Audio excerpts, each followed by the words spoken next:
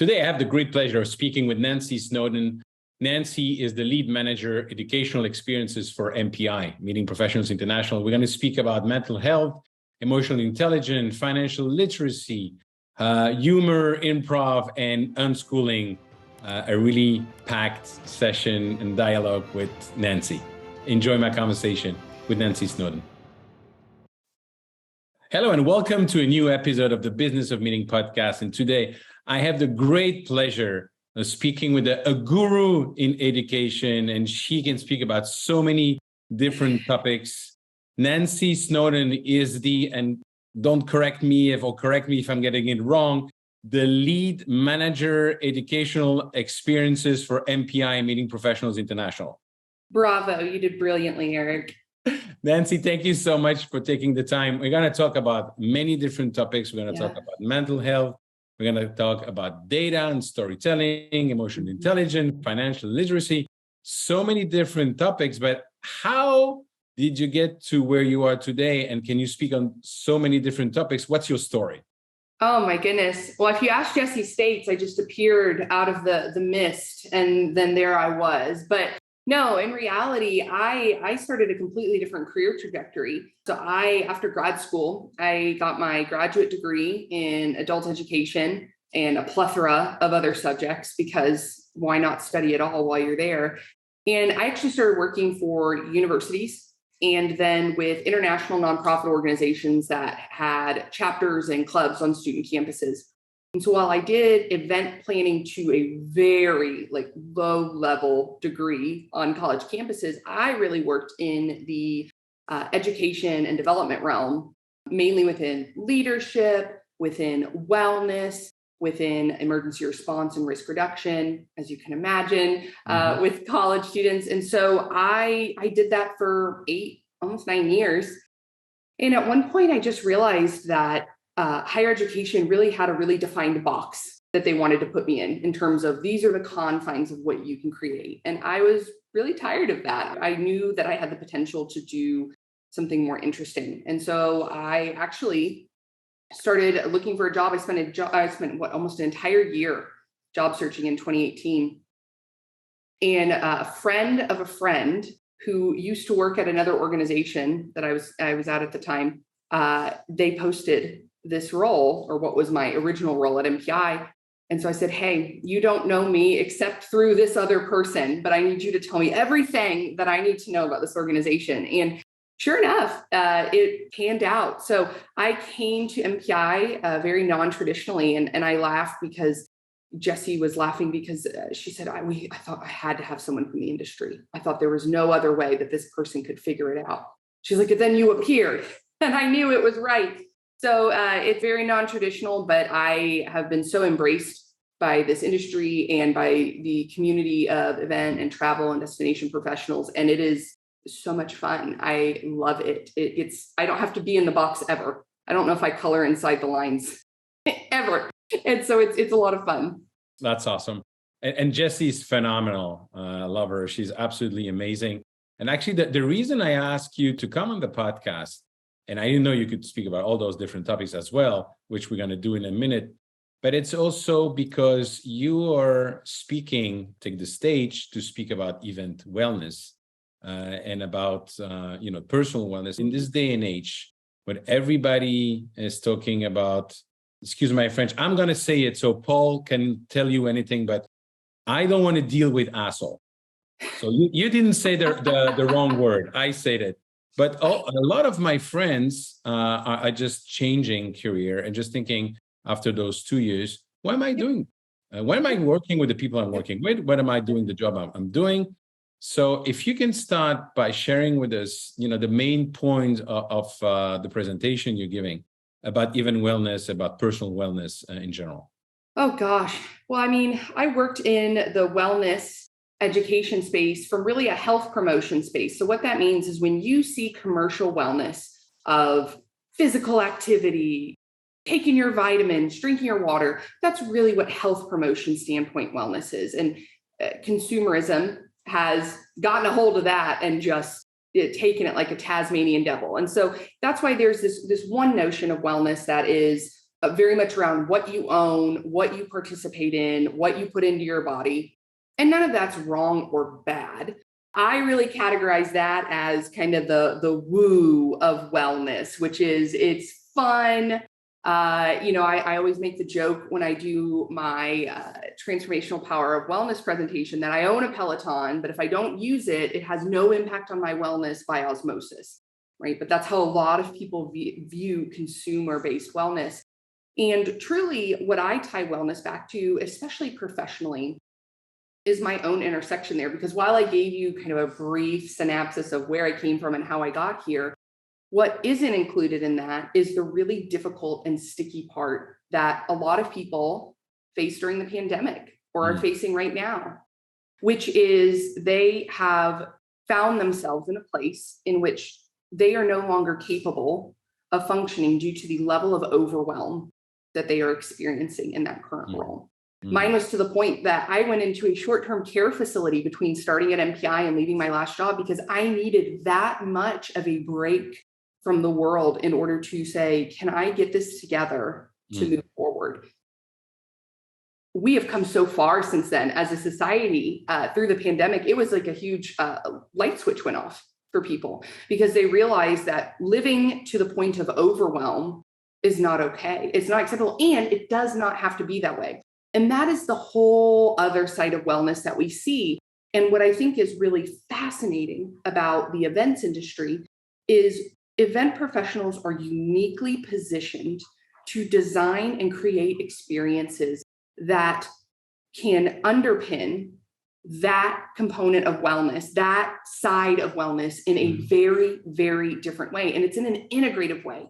Sometimes it's almost so tacit, so under the surface, you don't even know maybe that it's there, that it's happening, or that you're participating in it. And to me, that's where transformation happens. It's all of the small things that start to impact the way that you live on a daily basis, or the way that you meet, or the way that you interact with other people. That's where wellness really becomes transformative, because if it was all about drinking a lot of water and being on a Peloton, there should have been no reason that I had reached the point of overwhelm. I should have been fine. I went to a spin class every single morning. I drank 60 ounces of water every day. Yet there I was. I drink a lot of water as well, but I don't do the Peloton. No. Well, and so when I talk about the transformational power of wellness, when I talk about event wellness design, what I'm talking about are all of these much deeper facets of what it means to be human and how they show up in the events that we create. So really, an example that I love to talk about, and a lot of people don't talk about, is the intersection that we see in social wellness and financial wellness in meetings and events. Somebody says, well, how can you create financial wellness at an event? I said, what are your prices? Are they tiered? Do you provide discounts? Do you provide scholarships? Do you provide access to unique funding resources? Do you provide community structures that allow people to network so that they can cost save? If you're not doing those things, then you are not equipping your attendees to be financially well as it relates to your event. And what you are saying to them from a social perspective is that you're not welcome here because it's pay to play. And so I get events are not going to be free. I don't think that at all. Please, I'm just waiting for me to be plastered somewhere of like, ladies and gentlemen, Nancy just announced the WEC next year is exactly. free. No. I totally get the role that registration and admission plays, but I do think we can take a more proactive role in saying, here are the things that are here to support you. And if those things don't work, right, how can we be proactive in preparing you in the future? Maybe it's increasing your timeline of when you start to share what the costs of your event are so people can save, right? But if they can't go and they can't network and they can't interact with people that are meaningful to them, then they're not socially well either. Or if they do go and they don't see themselves reflected in your content, your speakers, in the type of accommodations that you're providing, they're not able to be their most authentic self in that space. And so then again, we've got another barrier to that social wellness. And so the list goes on in the ways that we can think about this concept as it relates to meetings and events. And the reason I'm so passionate about that is because I don't know how many conferences and events I've gone to over my professional career. They're like, oh yeah, we take wellness very seriously. We have a 6:30 a.m. yoga session. Okay, as a very honest person about having really horrible ADHD, telling me to get up at 6:30 to work out, that's not going to happen. Never. There's no way. And so if that's my only outlet, then I've got no other opportunity to truly engage with something or even passively engage with something that's going to help me work through this event or this conference in a very well way. And I think we're seeing that, and we're seeing a demand from it from attendees. And we're seeing that now shift into the workforce. And that's where all of those other big topics that I kind of was like, I could talk about these things come into play. Because financial literacy is financial wellness and occupational wellness. All of those things, they start to meld together, and we see them show up. And what I have talked to a lot of people about is, how the heck do we manage all this? I laugh because I talked to my father about it, he's my litmus test for everything. He's an engineer, which means he has absolutely zero threshold for anything that is woo and fluffy. He is a process person. And no humor. I have a lot of engineers in my family. None. No. Or he does, but it's very, very dry and very dark. Right. And so I asked him, I said, Dad, what do you think about this? And he was like, I feel like there is a desire for people in leadership or organizations or companies to just lay down and be a doormat. I was like, tell me more about that. I want to understand that. And so that is what has really started to frame my understanding of how we bring this conversation of wellness into the corporate sphere, into how we shape our organizations, how we create systems of support for our employees, our teammates, our colleagues, and what that looks like. Because there is a large body of skeptics, and rightly so. Because if all they ever think that wellness is drinking water and riding an exercise bike, it's like, wait a minute, what are you talking about? And so I think that there is a lot of dissonance, a lot of miscommunication opportunities that we're seeing. And that's where we start to talk about a lot of these broader topics like emotional intelligence and the tremendous impact that they have on shaping the way that the workforce evolves. And so it's been a fun journey. Like I told you, I like to color outside the box. And so that's why this has been so fun, is I've gotten to do exactly that. I took one thing that I care about and it's extrapolated. Very, very interesting what you're saying, Nancy. You're talking about emotional intelligence, and I had some examples came up to my mind. And I sometimes wonder if this is, especially when it comes to leadership and servant leadership, can emotional intelligence be taught? And is this something that, when you are in a toxic environment, how can that be changed? Or is it like, well, I always believe, lead, follow, or get out of the way? Yeah, I mean, you're right. Every structure, whether it's society, whether it's a group of employees, whether it's a company, it works in thirds. A great friend of mine from higher education wrote an entire book about it called Motivating the Middle. And there is no doubting that there is always, and Simon Sinek says it in his Golden Circle, there's the laggards, there's the high achievers, and then there's the people in the middle. Those are the ones that have the ability to shift what that bell curve looks like. And so it is that group that I am most interested in, because I see them as having the greatest potential to, if provided to them in a practical way, look at something like emotional intelligence and figure out how it works for their organization. And I give a very, very simple example of how improv is actually a great tool for enhancing one's understanding of emotional intelligence. And I remember when I said this to this first group at an event a few weeks ago, they looked at me like, oh my goodness, MPI has sent the court jester and this is going to be a nightmare. And I was like, don't worry, just trust me. And so I'd already established with them, I get, you don't want to just say, do whatever you want. I know everything's hard. You just take a nap in the middle. No. That is not wellness, and that is not emotional intelligence. Emotional intelligence really is not only having enough self-awareness in order to master and manage your own feelings about a situation. It's being able to be so self-aware that you can uniquely position yourself in a moment of conflict to work through it without the other person maybe even realizing that you're helping them do that. I love the fortunately, unfortunately activity, or the yes and. Fortunately, unfortunately is my favorite because here's an example. Somebody said, what am I just supposed to let people take 3 weeks of work off if they're just burn out? Is that what you expect? That business just continues and they just take time off? I said, no, but it's all about the parameters and the way that you address it. Because if you just say, no, that's not going to happen, then you're mean, bad, toxic, and awful. And nobody likes you. And then they leave. And that's why we have people leaving the workforce at a rapid pace and then getting rehired and then trying to figure this vicious cycle out over and over again. I said, but how different would it be is if you were able to say, this person needs time, they need space, and there's something that's going on.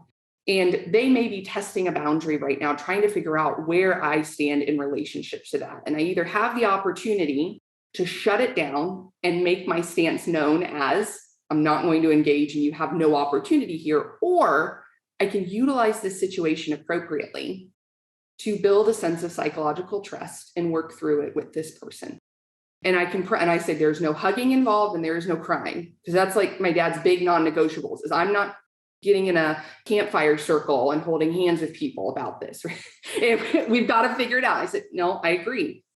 And so I always give the situation of, well, I appreciate that you want to take 2 weeks off because we do work really hard and I can empathize with that. That's difficult. Unfortunately, we do have PTO that we provide our teammates. Unfortunately, we're really up against some really critical deadlines to our business. And so it's not great timing, but I do understand that it's necessary. Fortunately, I do think I can compromise and give you what, 3-4 days, would that be adequate right now? And then why don't we work together to go ahead and plot out the remaining amounts of time that you would like to take off together to make sure that it's during non-mission critical business times. So that way, yes, you can get some respite now. We want to make sure that you're taken care of, but business still exists. That's why we're here. How does that sound to you? Are we able to work through that compromise together, or do you still have some challenges with what I've just brought up? Really an example. And then you can continue to work through that. Yeah. And that is so very different than what you're presented with in a toxic work environment, which is no. And it's a hard line no. And authoritativeness and positional leadership reigns supreme. What we're seeing in the workforce now is not just emotional intelligence being a key indicator of success within business units. It's collaborative leadership. And that's hard. That is hard for a lot of leaders. My dad, like I said, he's my litmus test. He was like, I don't need somebody 10 years younger than me telling me what to do. And I was like, but hold on. Mm-hmm. What if they were more efficient and did more work for you because of it? Yeah. Well, that'd be really great. Well, that's the old criteria of being the last in the office just to show that you're there, but not being efficient, which is ridiculous. Yeah, that's silly. And I was listening to you and everything you said makes a lot of sense. And to me, it's like the right middle between, on one hand, the toxic environment, there is no consideration, the no. But on the other hand, it's like, sometimes I caricature, but it's like, you wake up in the morning, it's, what are we going to be offended by today? We need my space or safe space. And to me, safe space is just being straightforward, being honest, but there is no safe space as such. That's what I told my kids. There are safe people. But if you believe that, and again, the other extreme for me is the snowflakes that, and then you go out in the world and the entire world look at you and say, okay, really? But you need to be tough as well. What you say fits in the middle, which is it does the right thing. And I will push back. I do think, yes, there are people who create psychologically safe working relationships. But when you build a team of people like that, that's how you create safe environments for people to have that open communication. And a lot of times what I notice is when the ask seems really big or doesn't make a lot of sense, it's usually because there isn't a lot of safety there. And so we overshoot, we outkick our coverage thinking I have to ask for everything all at once because I'll never, ever get it again. It's like the ice cream sundae in front of a kid. It doesn't matter if they have a stomach ache. They're going to eat the whole thing, even if they are in pain, because they may never get ice cream ever. That's what my son acts like. Like it's never coming back ever. We have a whole pint in the freezer. And that's how we have treated the workforce for a long time. You get a scoop. enjoy it. And so we have disproportionately shifted the attitude of our workspaces to believe that it's scarce. That ability to be flexible, that ability to have a sense of safety within your workspace, to be a human being.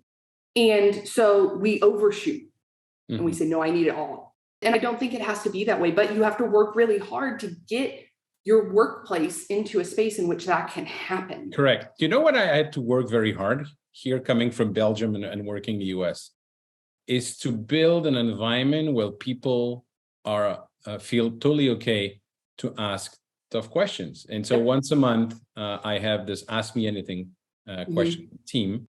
And I mean it, and I demonstrate it every time. I might not have all the answer, I might not agree with them, but it's totally fine to disagree and ask questions.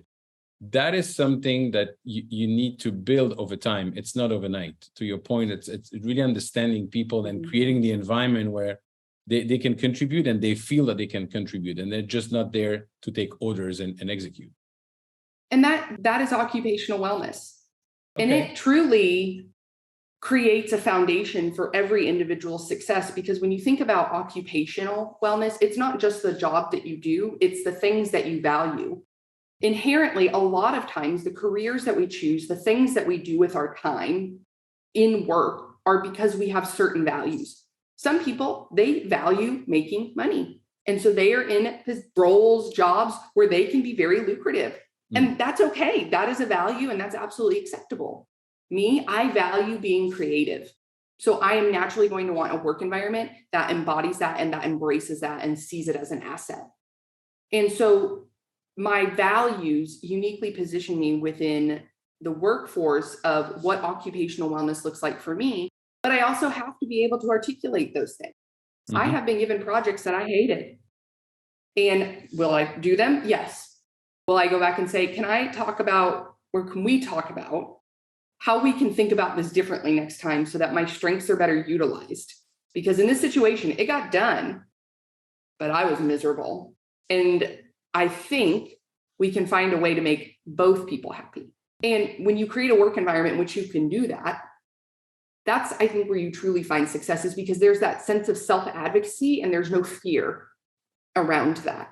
And I really appreciate that about MPI, that there is, it's okay to say that we did it, we got through it, but we can do it better and we can do it differently. And so I think there has to be a receptiveness to that. And that too is emotional intelligence in action, because it means that you're open to giving and receiving feedback. And recognizing that just because you do something one way once doesn't mean forever. It is codified into the stone tablets of your organization. It doesn't work that way. The world moves too fast for it to. Yeah, but to your point, Nancy, that's to me the difference between having a servant leader that understand exactly what you said and the opposite, which I've experienced in our other environment when I see leaders talking to their team.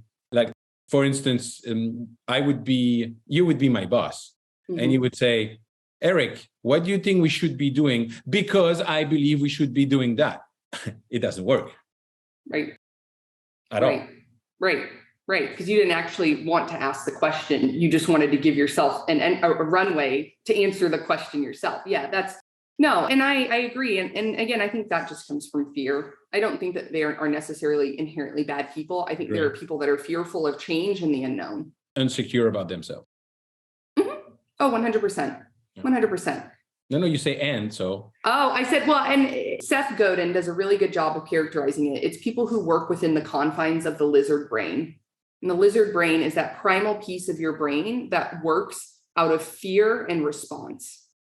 And when we have leaderships that work from that piece of their brain, that's when emotional intelligence in that moment is not teachable, because they refuse to turn off that primal brain and think with the larger piece of their cognitive mindset. When we're in the prefrontal cortex, that's all survival. That's caveman brain right here. Fight or flight. What am I going to do? How am I going to survive?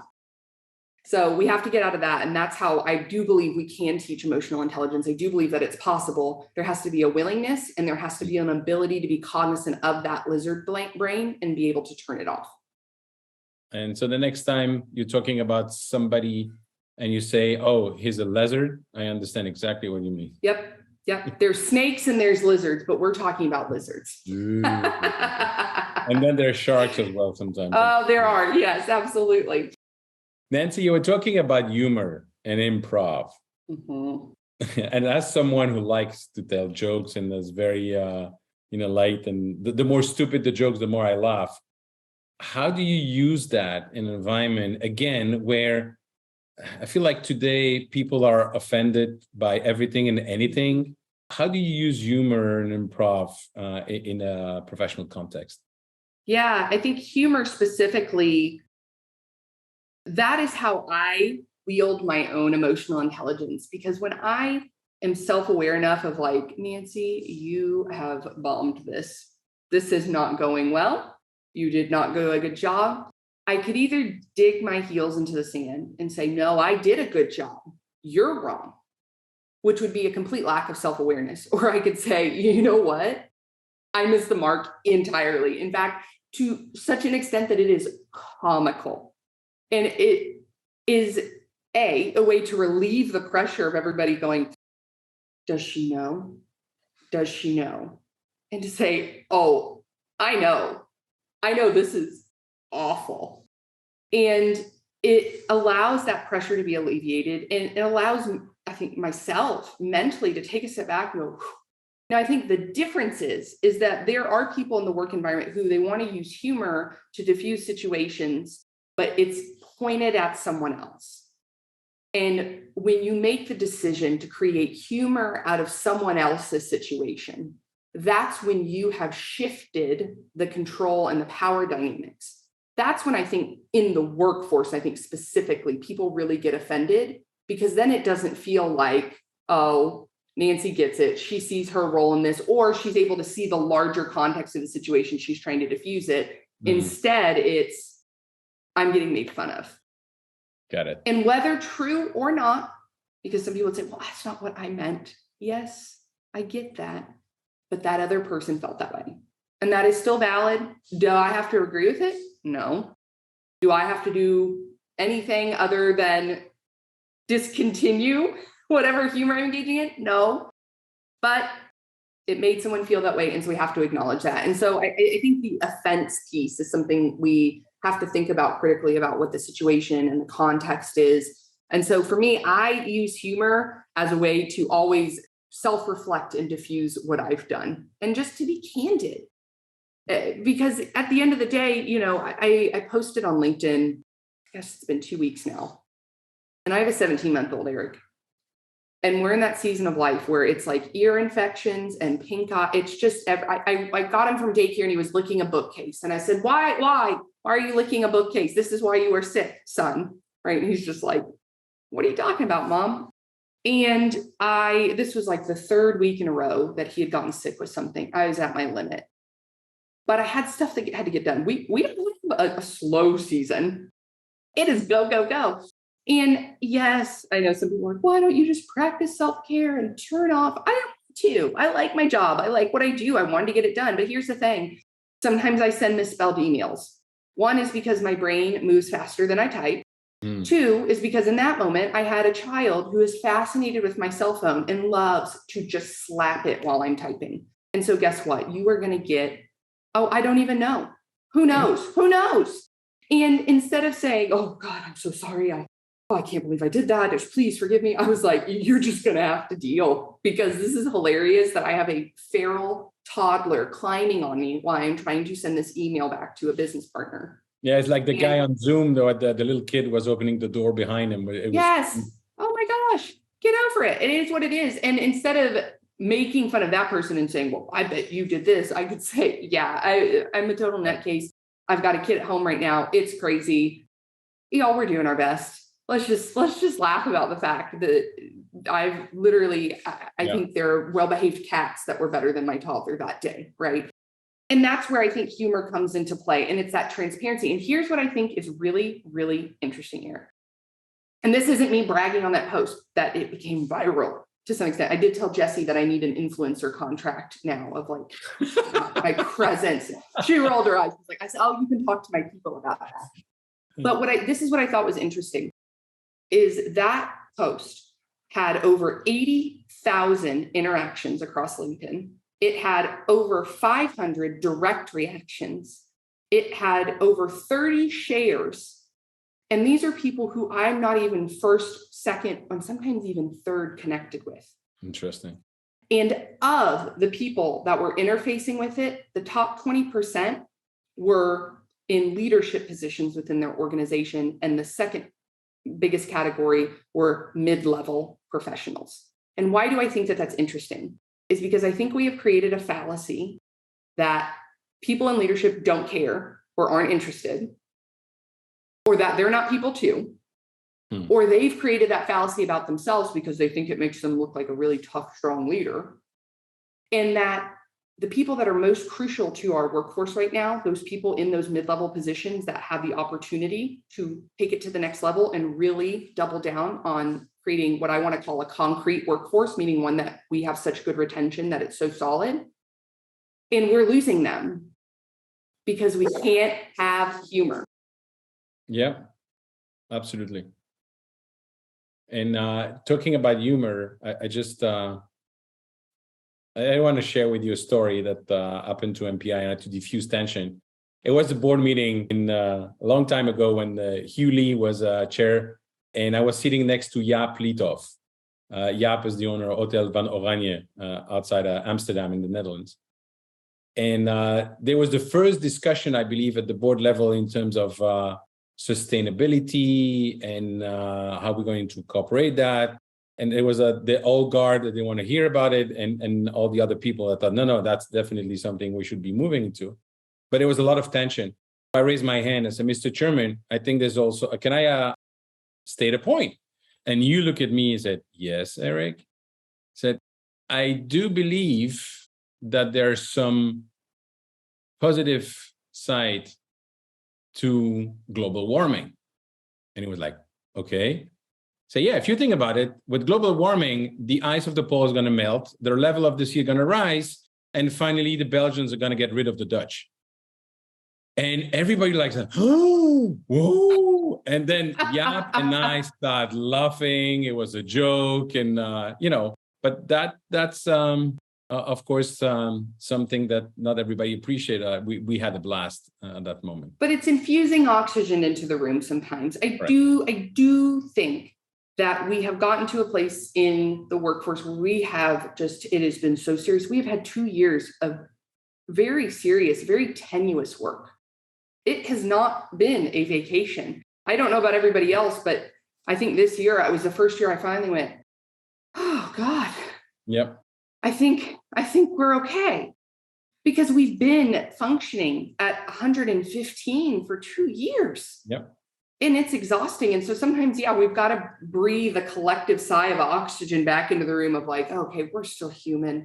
There is still humor. There is still flexibility. And it's okay to laugh. Yep. It is okay. I laugh all the time, probably when I shouldn't. I laughed during my vows on my wedding because I thought it was hilarious. My husband was like, this is it. This is what's happening. But no, I think that levity is important. And I think that it ties into so many other things and that it's all interconnected.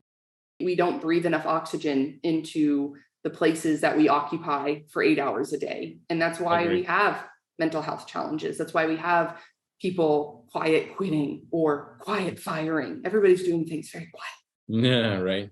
And, I say, what if we were just transparent about it? How different would it look? And what a difference that would make? Because I think that's why we are where we are. And so, yeah. Nancy, Nancy, that's my accent. Really fascinating listening to you. And I would do that for hours. I just want to ask one more question for today. Yeah. And it's about, and I know you and Jesse and the entire team, you're looking at a non-traditional way of learning. Yeah. What you call unschooling. And there's a lot of debate about, schools and universities and colleges. I have a lot of my friends who are actually homeschooling their kids now, which was something that was very unusual to me 10 years ago. What are your thoughts on the way we learn, and what are your thoughts on what each individual should actually be learning and keep on learning in their job, regardless of what they do. Yeah, this has evolved greatly. I told Jesse the story of the fact that I went to college and grad school during the Great Recession. So I went to school out of necessity because there was no job for me to go get. I didn't know what else I was going to do because there was nowhere hiring. So I got those 2 degrees. And afterwards, I thought pretty highly of myself. I was like, I have a master's degree and I'm a first-gen college student. My father finished his higher education at the same time that I did. So when I started at school, he had no clue what he was sending me off to. He said, well, your stuff's here. You have a car and you have a debit card. I'll see you later. Give me a call. And that was it. So I don't say that in terms of I come from generations of education. No, I don't at all. I was one of the first women in my family to go to college. That's the truth. But when I walked into MPI, my first day for the 2 months I was in the office before 2020, and I had my box of stuff with me. And you know, the box of stuff you bring to like make your cube feel more at home. And I had my 2 degrees in there. And I was walking down the hallway and I was kind of peeking in other people's offices because I'm nosy and I want to see what's in everybody else's offices. And I noticed that I didn't see degrees on the wall. And I thought, okay, well, I'll just set them by my desk and I'll ask some questions. And I remember saying to a colleague of mine at the time, I said, what did you get your degree in to do this job? Oh, I didn't. I said, what? Yeah, this is just something that I've done for many years. And I said, oh. And I remember at the end of the day, I took those degrees and I put them back in my car and they have stayed in my hallway closet in my house ever since. And it's not because I am ashamed of them. Rather, I have really shifted my thinking about the role of education in professional industries. Because what I have learned is that there is no one size fits all way to create credibility and experience. Because there are people who have done a job for 30 years and have no degrees. And they are the smartest people that I know. And there are people that have 4 degrees and have absolutely zero intelligence because all they did was complete coursework. I don't think that education is a marker of intelligence. And so that's why I think unschooling is such a unique concept. Sorry for interrupting you, but to your point that you said, my father always said, the proportion of stupid people is the same at every level in every organization. Absolutely. It has nothing to do with what they've studied. And what's fascinating to me is the converse of that, which is the number of intellectually incredible and brilliant people at every level of organization that are readily ignored because they don't meet the specific confines that we have defined as acceptable education. And so I and my husband also used to work for a community college district. And so here's the 3 big takeaways that have really shaped where I see education going in the future. Is that 1, degrees are nice. And for some people, they're really wonderful. And they provide them with a transitioning experience from adolescence to semi-adulthood into the professional world. And that's great. I'm really glad those exist. And for some people, that works wonderfully for them. For other people, that lived experience is all that they needed to get them fired up about what they wanted to do. And they took off from there. My dad has worked at the same company for 25 years. I don't even understand how that is possible. And he's like, that's just what you do, right? He is older. I get it. And that's valuable too, because there are things that he has learned through that he would never get in a degree program. And then there are people who have other lived experiences that maybe they took a professional development course. Maybe they did a continuing ed program, but it's not an official degree. Maybe they went into trades prior to working in the business world.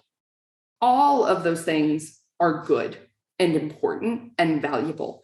And instead of creating more and more educational inequity, where we make it harder and harder to be successful, what if we looked at the individual and what they bring to the table, and we provided opportunities for advancement and fulfillment and success based on that? Yeah. And that goes back to the people in those positions too, because I know a lot of people with a lot of degree, they don't know anything. They don't have a background in this. I'm like, what is a background? Tell me. And so my goal with how can we capitalize on this unschooling experience is we are seeing a really interesting shift within the events community of there are a lot of non-degree holding professionals because there weren't degree programs when they started in this profession. It just didn't exist. This wasn't an industry that was readily acknowledged in the business world for a long time. Yep. And then we have an influx of people who have maybe 0 to 4, 0 to 3 years of experience who are coming from these degree programs that are awesome. They're teaching them some incredible things. But there has been this divide of, well, I did it and I never had to have a degree. And, well, I have a degree and you don't have one. And so I'm better than you. And my point to both of them is you both bring incredibly different and incredibly valuable experiences. What if we had learning in which both of those audiences could learn together and from one another? Amazing. How dynamic would it be? I did the Alt MBA program, and that's exactly what it was. Yeah. I was in a cohort with a project manager, a software engineer, a liberal arts professor, and I think like a primary school teacher and an entrepreneur. And then there's me. It was the wildest experience I've ever had in my life. One guy was inventing like waterless car washes or something. And I was like, oh, wow. Okay. And we all worked together on these projects. And what was interesting about it is I learned more from others than I ever did from any expert. Yeah. Absolutely. And so we have to think about learning in that way. And so unschooling, I think, is just a dynamic way to undo the hierarchy that we have created in the professional world. Because I laugh because my husband now works for a major hospital system. I work in meetings and events. We both came from higher education and learning degrees. Yep. But we love it and we're doing great. We're being successful for our organizations. They value our skill sets and our background. So what does it matter? Absolutely. You remind me of my marketing teacher. It was the 4th year out of 5 in the master program. And during one course, one of the students asked him, "Sir, next year," because he was the head of marketing for Mitsubishi in Belgium. And he said, "Sir, next year you're going to hire people that have a university degree." And he looked at her and he said, "Miss, the fact that next year you might be graduating is not necessarily a disadvantage." And I thought that was a brilliant remark. Nancy, you're amazing, fascinating. I don't see the time passing, but it's, the format of the podcast, unfortunately, doesn't allow for a longer discussion, but I can't wait to listen to you, meet you again at the next conference. Thank you for everything you're doing. And most importantly for me, thank you for taking the time to share your thought today on the Business of Meeting podcast. Thanks, everybody. Nancy, thank you so much for taking the time to share all your insights. Your experience is absolutely fascinating. Ladies and gentlemen, if you want to connect with me, please go on LinkedIn or join my Facebook group, www.eventbusinessformula.com/group. And if you enjoyed this conversation, please share it with your network.